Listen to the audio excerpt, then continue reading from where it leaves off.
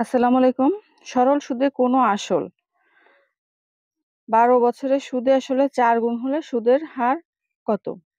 তাহলে এখানে কি দেয়া আছে যে এখানে কোনো আসল। তাহলে আমরা ধরে নিই আসল P সমান আর কত টাকা ধরে নিই? ১০০ টাকা। ধরি আসল P সমান ১০০ টাকা। তারপর কি আছে? সুদে আসলে ৪ গুণ। তাহলে আসলে ৪ গুণ হলে কত? সুদ আসল কত হয়? সুদ আসল সমান ৪ গুণ। তাহলে ১০০ গুণ ৪ সমান ৪০০ টাকা। আবার কি তাহলে সুদ আসলে ৪০০ টাকা। তাহলে সুদ কত? তাহলে সুদ I =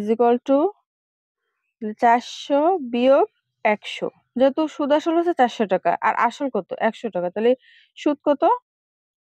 ৩০০ টাকা। আর বছর দেয়া আছে সময় n সমান কত?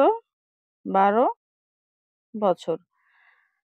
তাহলে সরল সুদে কোনো আসল ১২ বছরের সুদে আসলে ৪ গুণ হলে সুদের হার কত? সুদের হার কত বের করতে বলছে? R সমান কত?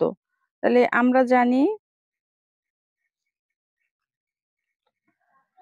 আমরা জানি I = PNR। তাহলে আমরা এটাকে যেহেতু R টাকে গুণাই নিই R সমান I ভাগ PN। এটার আবার পার্সেন্ট করতে হবে। তাহলে R সমান কত হবে? I সমান কত দেয়া আছে? ৩০০ টাকা। তাহলে ৩০০